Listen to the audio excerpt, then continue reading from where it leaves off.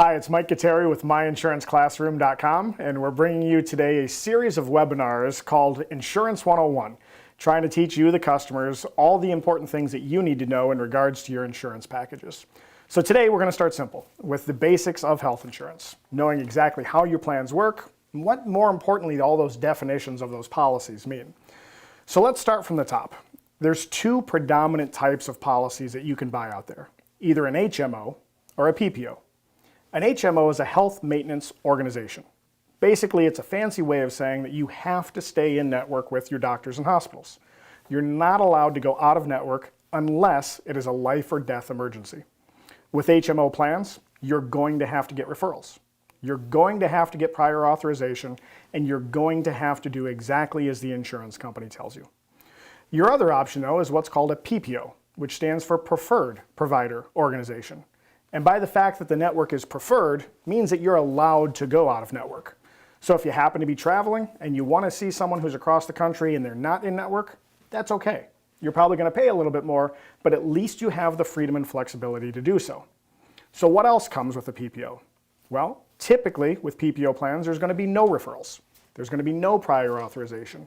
And you go and see the doctors and hospitals that you want as you see fit, and you're in control of your own insurance. So definitely make sure before you buy a plan you're aware of an HMO and a PPO and exactly what they do. But once you dig in a little bit deeper from there, there's also important terms that you need to be aware of. Copays, deductibles, coinsurance, all of this lingo that most people are not familiar with, I want to take just a minute or two and explain exactly how those work. So again, let's start from the ground up. First is your copay. What does that mean? Well, that's a fixed dollar amount that you're going to have for most small services. So you oftentimes will have a copay for your doctor's office visits or your prescription drugs. Trips to the specialist will typically have a copay. Oftentimes your copays can be anywhere from $5 or $10 all the way up to as much as $100. However, for the bigger stuff, your hospitalizations, your surgeries, your major tests, and oftentimes emergency room visits, you're going to have a deductible. Now, a deductible is usually going to start at about $1,000, but could go up to as much as $8,000 or $10,000. And this is a dollar amount that you have to pay before any of those services are covered. So make sure that you know whether your copays are covered before your deductible, or if you have to meet your deductible before your copays kick in. Well, even once you hit your deductible, then you have something called coinsurance. What does this mean?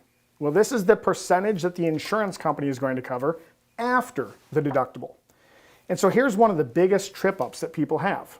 They think that once they hit their deductible, they're covered at 100%. And that's oftentimes not the truth. Usually after your deductible, services are covered at 70, 80, or sometimes 90%, which means that you, the consumer, are responsible for 10, 20, or 30% of services after that deductible. You will continue to pay that coinsurance percentage, though, until you hit your maximum out of pocket. And so that term means exactly what it says. That is the maximum that you will pay out of your pocket in a calendar year for your particular plan. So to me, the maximum out of pocket is the most important number that you need to be aware of. A low deductible with 30% coinsurance means nothing until you've hit your max out of pocket. So take my advice and pay attention first and foremost to that max out of pocket, because that is your worst case scenario.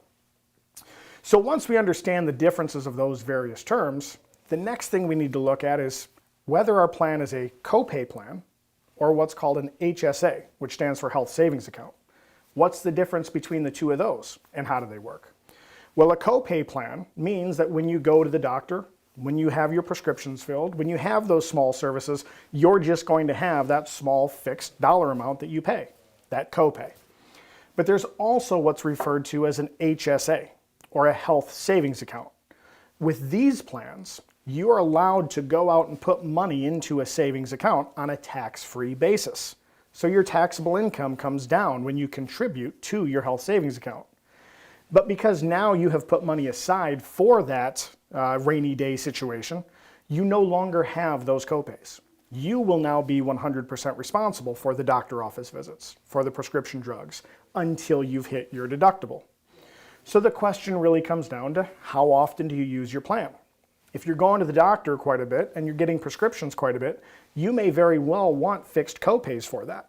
but that means you're not going to be able to fund an HSA, and oftentimes those plans are going to be more expensive.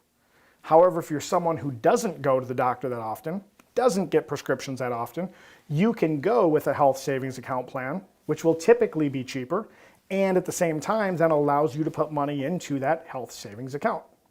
And so what happens with that health savings account at the end of the year? Well, here's the best part about it. Those funds stay and they accumulate year after year after year, and they accumulate on a tax-free basis. And when you turn age 65, you can access those accounts, or you can access those funds for non-medical purposes. So you can fund your HSA and let it sit there and let it grow. And when you retire, tap into those funds without penalty. So I have an HSA plan for myself. I fully fund my health savings account every single year. But when I have medical expenses that come up, I don't take money out of my HSA. I pay for it out of my own pocket so that I can have that tax-free money sit there and grow year after year after year. So, hope you found this video informative. We're going to be doing a whole series of those. Please continue to tune back in. And remember, they're only benefits if you get something out of it.